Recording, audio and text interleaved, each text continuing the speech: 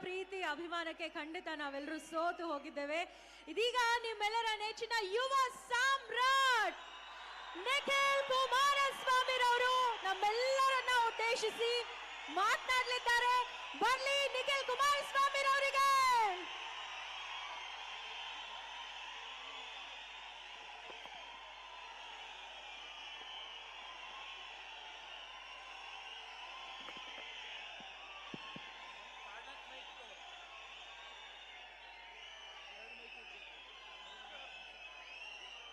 ಇವತ್ತಿನ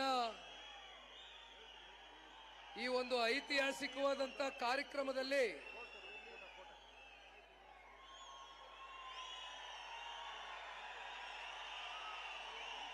ಬನ್ನಿ ಬಾಸಿಲಿ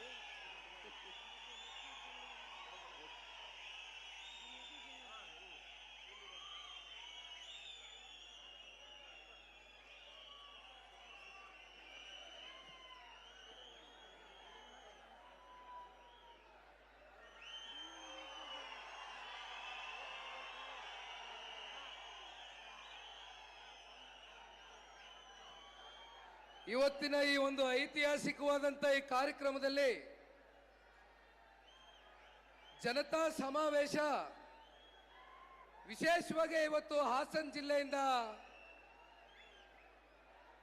25ನೇ ವರ್ಷದ ರಜೋತ ಮಹೋತ್ಸವ ಬೆಳ್ಳಿ ಹಬ್ಬದ ಈ ಶುಭ ಸಂದರ್ಭದಂದು ಈ ಕಾರ್ಯಕ್ರಮ ಇವತ್ತು ನಮ್ಮ ಮಾತೃ ಜಿಲ್ಲೆ ಆಗಿರ್ತಕ್ಕಂಥ ಹಾಸನ ಜಿಲ್ಲೆಯಲ್ಲಿ ಏನು ಪ್ರಾರಂಭ ಆಗ್ತಾ ಇದೆ. ಈ ವೇದಿಕೆ ಮೇಲೆ ಉಪಸ್ಥಿತರಿರ್ತಕ್ಕಂಥ ಪಕ್ಷದ ವರಿಷ್ಠರು, ಮಾಜಿ ಪ್ರಧಾನಮಂತ್ರಿಗಳು, ಪಕ್ಷದ ಸ್ಥಾಪಕರು ಆಗಿರ್ತಕ್ಕಂಥ ಮುತ್ಸದ್ದಿಗಳು, ನಮ್ಮೆಲ್ಲರ ಮಾರ್ಗದರ್ಶಕರು, ಇವತ್ತಿನ ಈ ಕಾರ್ಯಕ್ರಮ ಸನ್ಮಾನ್ಯ ದೇವೇಗೌಡರು ಸಾಹೇಬರ ಮಾರ್ಗದರ್ಶನದಲ್ಲಿ ಅತ್ಯಂತ ಸೊಗಸಾಗಿ ನಡೀತಾ ಇರ್ತಕ್ಕಂಥದ್ದು ಬಹುಶಃ ನಮ್ಮೆಲ್ಲರಿಗೂ ಕೂಡ ಅತ್ಯಂತ ಸಂತೋಷ ತಂದುಕೊಟ್ಟಿದೆ. ಜೊತೆಯಲ್ಲಿ ಅವರ ಸುಪುತ್ರರು ಕರ್ನಾಟಕ ಕಂಡಂಥ ಅಪರೂಪದ ರಾಜಕಾರಣಿ. ಬಹುಶಃ ರಾಜಕಾರಣವನ್ನು ಅನೇಕ ಜನ ರಾಜಕಾರಣಿಗಳು ತಲೆಯಿಂದ ಆಲೋಚನೆ ಮಾಡಿದರೆ ಬಹುಶಃ ಇಡೀ ದೇಶದಲ್ಲಿ ನಮ್ಮ ರಾಜ್ಯದಲ್ಲಿ ಏಕೈಕ ರಾಜಕಾರಣಿ ಹೃದಯದಿಂದ ಆಲೋಚನೆ ಮಾಡ್ತಕ್ಕಂಥ ವ್ಯಕ್ತಿ ಯಾರಾದರೂ ಇದ್ರೆ ಅದು ನೀವು ಬೆಳೆಸಿರ್ತಕ್ಕಂಥ ಮನೆ ಮಗ, ನಮ್ಮ ರಾಜ್ಯದ ಮಾಜಿ ಮುಖ್ಯಮಂತ್ರಿಗಳು, ಕೇಂದ್ರದ ಸಚಿವರಾಗಿರ್ತಕ್ಕಂಥ ಸನ್ಮಾನ್ಯ ಕುಮಾರಣ್ಣ ಅವರು ಕೂಡ ಇವತ್ತು ಈ ಕಾರ್ಯಕ್ರಮಕ್ಕೆ ಒಂದು ವಿಶೇಷತೆಯನ್ನು ತಂದುಕೊಟ್ಟಿದ್ದಾರೆ. ಹಾಸನ ಜಿಲ್ಲೆಯ ಅಭಿವೃದ್ಧಿಯ ಹರಿಕಾರರು, ಅಭಿವೃದ್ಧಿಯೇ ನನ್ನ ಧ್ಯೇಯ. ಹಾಸನ ಜಿಲ್ಲೆಯನ್ನು ಅಭಿವೃದ್ಧಿಯ ದೃಷ್ಟಿಯ ಹಿನ್ನೆಲೆಯಲ್ಲಿ ಅಧಿಕಾರ ಇರಲಿ ಇಲ್ಲದೆ ಹೋಗಲಿ ಸದಾಕಾಲ ಚಿಂತನೆಯನ್ನು ಮಾಡಿ ಹಾಸನ ಜಿಲ್ಲೆಯ ಅಭಿವೃದ್ಧಿಗೆ ಕಾರಣಭೂತರಾಗಿರ್ತಕ್ಕಂಥ ಮಾಜಿ ಸಚಿವರು ಸನ್ಮಾನ್ಯ ಶ್ರೀ ಎಚ್.ಡಿ. ರೇವಣ್ಣ ಸಾಹೇಬ್ರಿಗೂ ಕೂಡ ಈ ಸಂದರ್ಭದಲ್ಲಿ ಧನ್ಯವಾದಗಳನ್ನ ತಿಳಿಸ್ಲಿಕ್ಕೆ ಬಯಸ್ತೇನೆ. ಯಾಕೆಂದ್ರೆ ಇಂಥ ಒಂದು ಕಾರ್ಯಕ್ರಮ ಇವತ್ತು ಕಣ್ಣು ತುಂಬಿಸ್ಕೊಳ್ತಕ್ಕಂಥದಕ್ಕೆ ಬಹುಶಃ ಪ್ರತಿಯೊಬ್ಬರಿಗೂ ಕೂಡ ಇದು ಮರೆಯಕ್ಕಾಗದೇ ಇರತಕ್ಕಂಥ ಒಂದು ಕ್ಷಣ.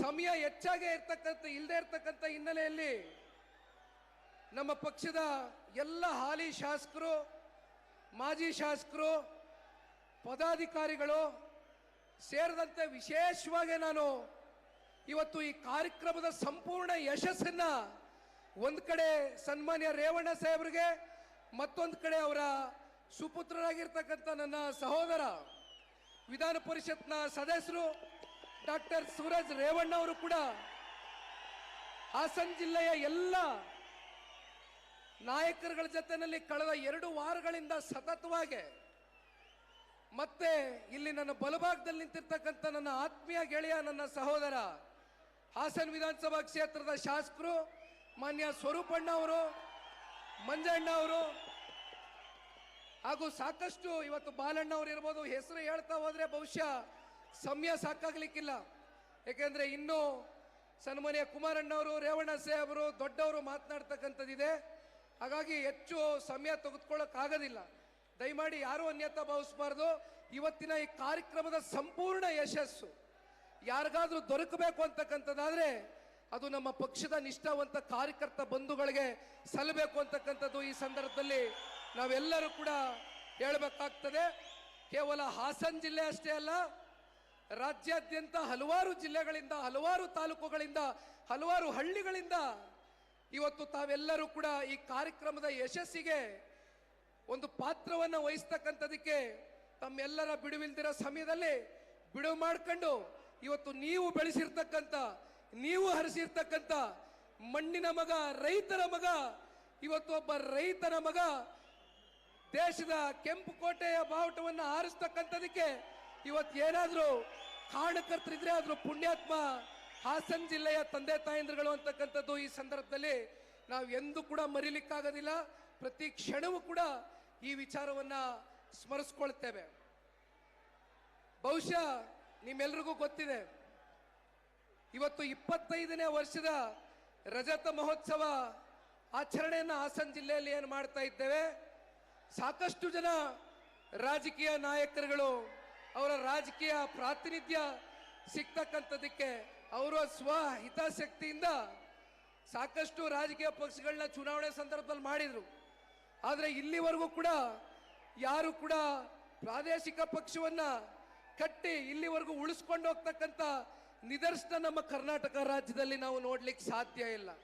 ಆದರೆ ಸನ್ಮಾನ್ಯ ದೇವೇಗೌಡರು ಸಾಹೇಬರ ದೂರಾಲೋಚನೆಗಳು, ಅವರ ದೂರ ಚಿಂತನೆಗಳು, ಅವ್ರಿಗೆ ವಿಶೇಷವಾಗಿ ನೀರಾವರಿ ಬಗ್ಗೆ ಅವರು ನಮ್ಮ ರಾಜ್ಯಕ್ಕೆ, ನಮ್ಮ ದೇಶಕ್ಕೆ ಕೊಟ್ಟಿರ್ತಕ್ಕಂಥ ಕೊಡುಗೆಗಳು, ಶಿಕ್ಷಣದ ವ್ಯವಸ್ಥೆ ಇರ್ಬೋದು, ಆರೋಗ್ಯದ ವ್ಯವಸ್ಥೆ ಇರ್ಬೋದು, ಅವ್ರಿಗೆ ಇರ್ತಕ್ಕಂಥ ಒಂದು ದೂರಾಲೋಚನೆ ಬಹುಶಃ ಇವತ್ತು ರಾಜಕಾರಣದಲ್ಲಿ ಒಂದು ಎನ್ಸೈಕ್ಲೋಪೀಡಿಯಾಗಿ ಇವತ್ತು ನಾವು ಸನ್ಮಾನ್ಯ ದೇವೇಗೌಡರು ಸಾಹೇಬರ ಮಾರ್ಗದರ್ಶನದಲ್ಲಿ ಮುಂದಿನ ದಿನಗಳಲ್ಲಿ ಸಾಕಷ್ಟು ಜನ ಹಿರಿಯರಿದ್ದಾರೆ, ಯುವ ನಾಯಕರುಗಳಿದ್ದಾರೆ. ಮುಂದೆ ಬರ್ತಕ್ಕಂಥ ಯುವ ಪೀಳಿಗೆಗಳಿಗೆ ಸನ್ಮಾನ್ಯ ದೇವೇಗೌಡರು ಸಾಹೇಬರು ಸ್ಫೂರ್ತಿಯಾಗಿ ನಿಲ್ತಾರೆ ಅಂತಕ್ಕಂಥದ್ದು ಈ ಸಂದರ್ಭದಲ್ಲಿ ನಾವೆಲ್ಲರೂ ಗಟ್ಟಿಯಾಗಿ ನಂಬ್ಕೊಂಡಿದ್ದೇವೆ. ಹಾಗಾಗಿ ಇವತ್ತಿನ ಈ ವಿಶೇಷವಾದಂಥ ಒಂದು ಕಾರ್ಯಕ್ರಮಕ್ಕೆ ತಾವೆಲ್ಲರೂ ಕೂಡ ಪಾದಾರ್ಪಣೆಯನ್ನು ಮಾಡಿದ್ದೀರಿ. ವಿಶೇಷವಾಗಿ ಹಳ್ಳಿಗಳಿಂದ ತಾಯಂದ್ರುಗಳು ಬಂದಿದ್ದೀರಿ, ಯುವಕರು ಬಂದಿದ್ದೀರಿ, ಹಿರಿಯಕರು ಬಂದಿದ್ದೀರಿ. ಬಹುಶಃ ನಿಮ್ಮ ಮನಸ್ಸುಗಳಲ್ಲಿ ಪ್ರೀತಿ ಇಲ್ಲದೆ ಹೋಗಿದ್ರೆ ಬಹುಶಃ ನೀವು ಇಲ್ಲಿವರೆಗೂ ಬರ್ತಾ ಇರಲಿಲ್ಲ. ಆದರೆ ಆ ಒಂದು ಪ್ರೀತಿ ಇವತ್ತೇನು ನಮಗೆ ಸದಾಕಾಲ ತೋರಿಸ್ಕೊಂಡ್ ಬಂದಿದ್ದೀರಿ. ಅದರಲ್ಲೂ ವಿಶೇಷವಾಗಿ ಹಾಸನ ಜಿಲ್ಲೆನಲ್ಲಿ ಸನ್ಮಾನ್ಯ ದೇವೇಗೌಡರು ಸಾಹೇಬರು 1962ನೇ ಇಸ್ವಿನಲ್ಲಿ ಅವತ್ತು ಕಾಂಗ್ರೆಸ್ನಲ್ಲಿ ಟಿಕೆಟ್ ಸಿಕ್ಕಬೇಕಾಗಿತ್ತು. ಆದರೆ ಕೊನೆಯ ಹಂತದ ಬೆಳವಣಿಗೆ ಕಾಂಗ್ರೆಸ್ನಲ್ಲಿ ಟಿಕೆಟ್ ಕೈ ತಪ್ಪೋಯ್ತು. ಆದರೆ ಕ್ಷೇತ್ರದ ಜನತೆ, ಜಿಲ್ಲೆಯ ಜನತೆ ಸನ್ಮಾನ್ಯ ದೇವೇಗೌಡರು ಸಾಹೇಬರು ಅವತ್ತು ಇನ್ನೂ ಬಹಳ ಚಿಕ್ಕ ವಯಸ್ಸಿನ ಯುವಕರು.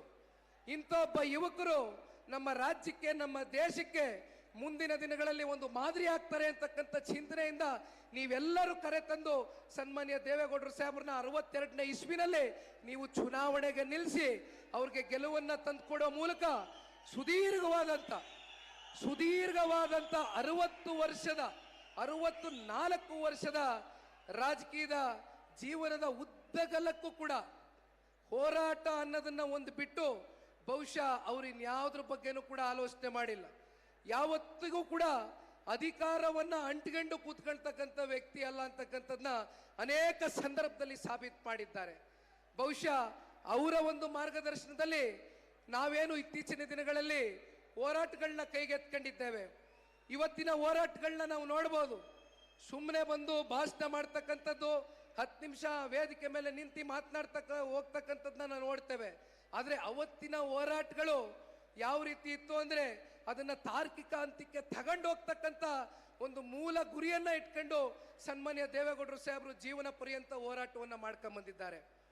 ಬಹುಶಃ ಹೋರಾಟದ ಪ್ರತಿಫಲವೇ ಇವತ್ತು ಈ ಜನತಾದಳ ಪಕ್ಷ ಕರ್ನಾಟಕ ರಾಜ್ಯದಲ್ಲಿ 25 ವರ್ಷಗಳ ಕಾಲ ನಿಮ್ಮಂತ ಪುಣ್ಯಾತ್ಮ ತಂದೆ ತಾಯಂದಿರುಗಳು, ವಿಶೇಷವಾಗಿ ಮತ್ತೆ ಒತ್ತಿ ಹೇಳ್ತೀನಿ, ಪಕ್ಷದ ನಿಷ್ಠಾವಂತ ಕಾರ್ಯಕರ್ತ ಬಂಧುಗಳು ನಿಸ್ವಾರ್ಥವಾಗಿ ಇವತ್ತು ಈ ಪಕ್ಷಕ್ಕೆ ಸೇವೆಯನ್ನು ಸಲ್ಲಿಸಿದ್ದೀರಿ.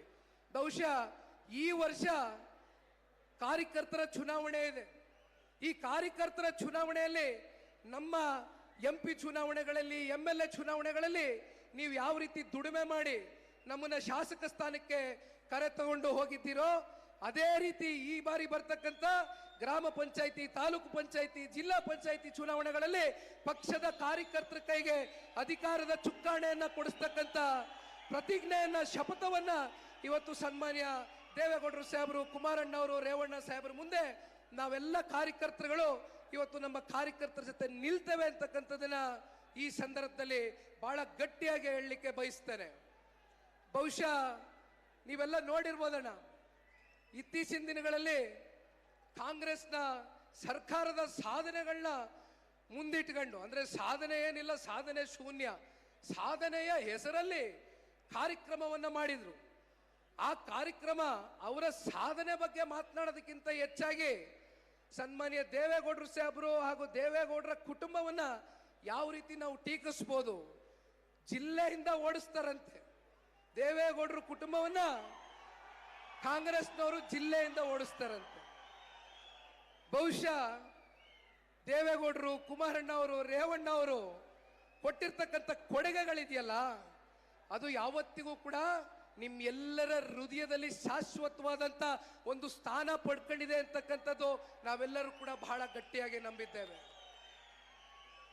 ಕೊನೆಗೆ ಹಾಸನ ಜಿಲ್ಲೆನಲ್ಲಿ ಎಷ್ಟು ಜನ ಕಾಂಗ್ರೆಸ್ನ ಶಾಸಕರು ಗೆದ್ದಿದ್ದಾರೆ ಅಂದ್ರೆ, ನಮ್ಮಲ್ಲೇ ತಿಂದು, ನಮ್ಮಲ್ಲೇ ಉಂಡು, ನೀವೇ ಬೆಳೆಸಿ, ನೀವೇ ಅರಸಿ, ಜನತಾದಳ ಪಕ್ಷದಿಂದ ಟಿಕೆಟ್ ತಗೊಂಡು ಗೆದ್ದು ಬೆಳೆದು ಉಂಡು ತಿಂದು ಕೊನೆಗೆ ಅಂತಿಮವಾಗಿ ತಿಂದಂತ ಮನೆಗೆ ಎತ್ತ ತಾಯಿಗೆ ದ್ರೋಹ ಬಗೆತಕ್ಕಂಥ ಒಂದು ಕೆಲಸವನ್ನ ಮಾಡಿರ್ತಕ್ಕಂಥ ಏಕೈಕ ವ್ಯಕ್ತಿ ಇವತ್ತು ಕಾಂಗ್ರೆಸ್ನಲ್ಲಿ ಇರ್ತಕ್ಕಂಥ ಶಾಸಕ.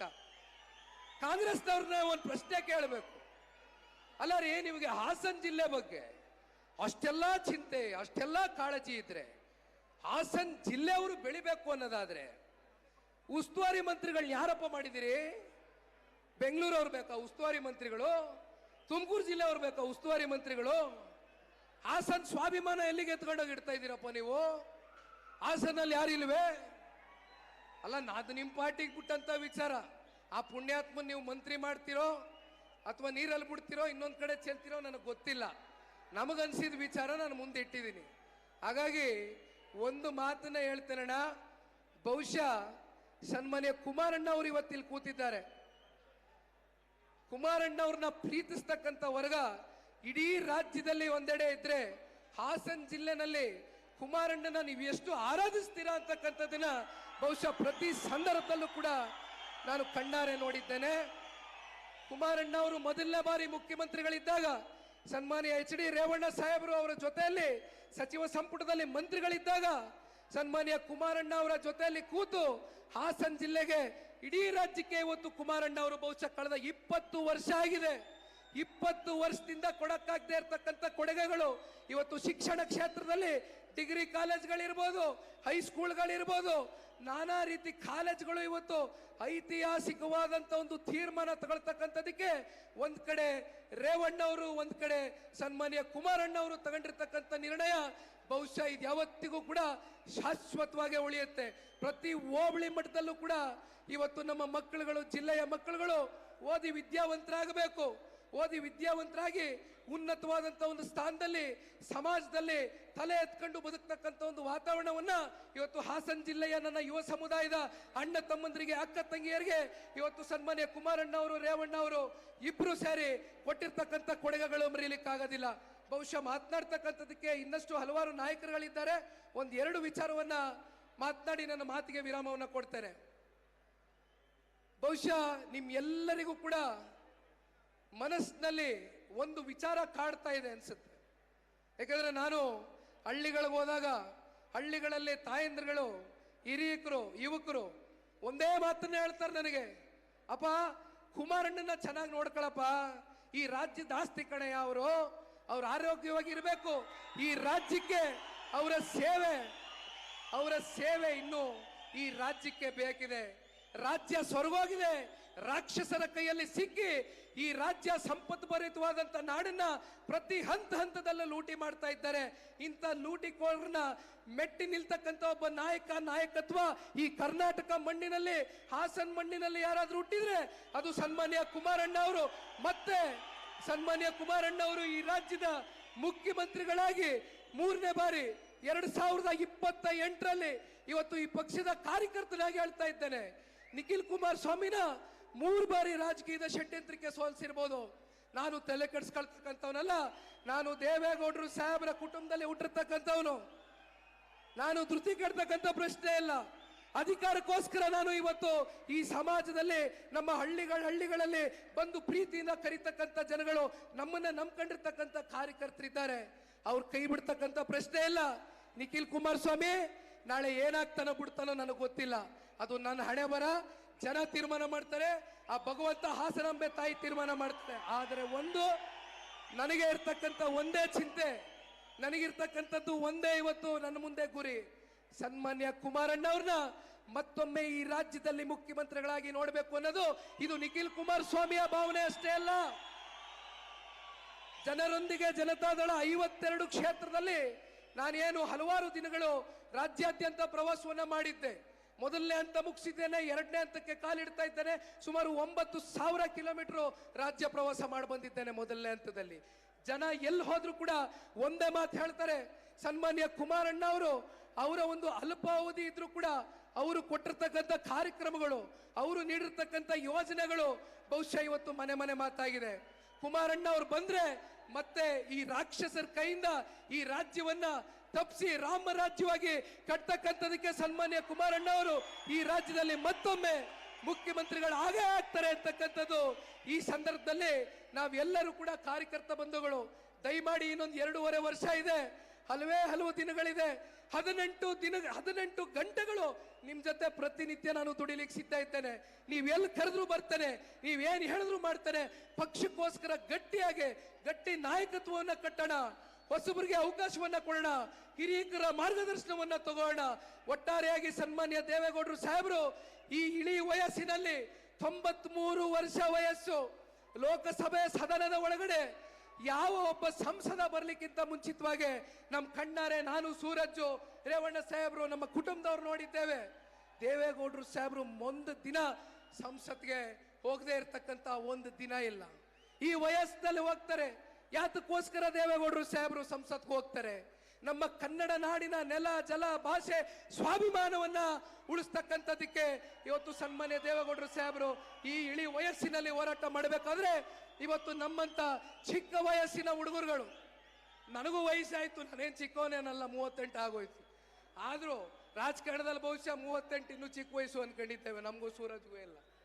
ಹಾಗಾಗಿ ನಾವೆಲ್ಲ ನಿಮ್ ಜೊತೆ ಇದ್ದೇವೆ. ಇವತ್ತು ಕುಟುಂಬ ಅಂದ್ರೆ ದೇವೇಗೌಡರು ಕುಟುಂಬ ಮಾತ್ರ, ಕಾರ್ಯಕರ್ತರು ಅಂತಕ್ಕಂಥದ್ದು ನಮ್ಮ ಕಾರ್ಯಕರ್ತರು ನಮ್ಮ ಕುಟುಂಬ, ದೇವೇಗೌಡರು ಕುಟುಂಬ ಮಾತ್ರ ಇವತ್ತು ಕುಟುಂಬ ಅಂತಕ್ಕಂಥದ್ದನ್ನ ನಾವು ಅನ್ಕೊಳ್ಳಿಕ್ಕೆ ಸಾಧ್ಯ ಇಲ್ಲ. ದಯಮಾಡಿ ಇನ್ನು ಸಾಕಷ್ಟು ಜನ ಮಾತನಾಡ್ತಕ್ಕಂಥದ್ದಿದೆ. ಇವತ್ತು ಇಷ್ಟು ಬೃಹತ್ ಸಂಖ್ಯೆಯಲ್ಲಿ ನೀವೆಲ್ಲರೂ ಕೂಡ ಬಂದು ಸೇರಿರುವಂಥದ್ದು ಬಹುಶಃ ಇದು ನಾವು ಎಂದೂ ಕೂಡ ಮರೀಲಿಕ್ಕಾಗೋದಿಲ್ಲ. ಒಂದು ಕೊನೆಯದಾಗಿ ಹೇಳ್ತೇನೆ, ಯಾರೂ ಕೂಡ ಕುಮಾರಣ್ಣನ ಆರೋಗ್ಯದ ವಿಚಾರದಲ್ಲಿ ಕಿಂಚಿತ್ತು ಚಿಂತನೆ ಮಾಡಬೇಡಿ. ನಿಮ್ಮಂತ ತಂದೆ ತಾಯಂದ್ರಗಳ ಪ್ರಾರ್ಥನೆ ಇವತ್ತು ಹಾಸನ ನಾಡಿನ ನಮ್ಮ ಮಣ್ಣಲ್ಲಿ ನಿಂತು ಹೇಳ್ತಾ ಇದ್ದೇನೆ, ಹಾಸನಾಂಬೆಯ ಒಂದು ಅನುಗ್ರಹ, ಅವರ ತಂದೆ ತಾಯಿ ಮಾಡಿರ್ತಕ್ಕಂಥ ಒಳ್ಳೆ ಕೆಲಸ ಕಾರ್ಯಗಳು 100ಕ್ಕೆ 100ರಷ್ಟು ಅವ್ರಿಗೆ ಶ್ರೀರಕ್ಷೆ ಆಗಿ ನಿಲ್ಲುತ್ತೆ. ಕುಮಾರಣ್ಣ ಅವರು, ದೇವೇಗೌಡರು ಸಾಹೇಬರು ಶತಾಯುಷಿಗಳಾಗಿ ಇವತ್ತು ನಮ್ಮ ನಾಡು ಮತ್ತೆ ನಮ್ಮ ದೇಶದ ಸೇವೆ ಮಾಡ್ತಕ್ಕಂಥ ದಿನ ಇನ್ನು ಸಾಕಷ್ಟು ನಮ್ಮ ಕಣ್ಣು ಮುಂದೆ ಬರಲಿದೆ. ಹಾಗಾಗಿ ನಾವು ನೀವು ಎಲ್ಲರೂ ಸೇರಿ ನಮ್ಮ ಕಾರ್ಯಕರ್ತ ಬಂಧುಗಳಿಗೆ ಕೊನೆಯದಾಗಿ ಮತ್ತೆ ಮನವಿ ಮಾಡ್ತೇನೆ. ಮತ್ತೊಮ್ಮೆ ನಿಮ್ಮೆಲ್ಲರಿಗೂ ಕೂಡ ನನ್ನ ಹೃದಯ ತುಂಬಿದ ಕೋಟಿ ನಮನಗಳನ್ನ ಸಲ್ಲಿಸುತ್ತಾ ಇವತ್ತಿನ ಈ ಕಾರ್ಯಕ್ರಮದ ಯಶಸ್ಸಿಗೆ ಕಾರಣಭೂತರಾಗಿರ್ತಕ್ಕಂಥ ನಿಮ್ಮೆಲ್ಲರಿಗೂ ಕೂಡ ವಂದಿಸಿ ನನ್ನ 2 ಮಾತನ್ನ ಮುಗಿಸ್ತೇನೆ. ಜೈ ಹಿಂದ್, ಜೈ ಕರ್ನಾಟಕ, ಜೈ JDS.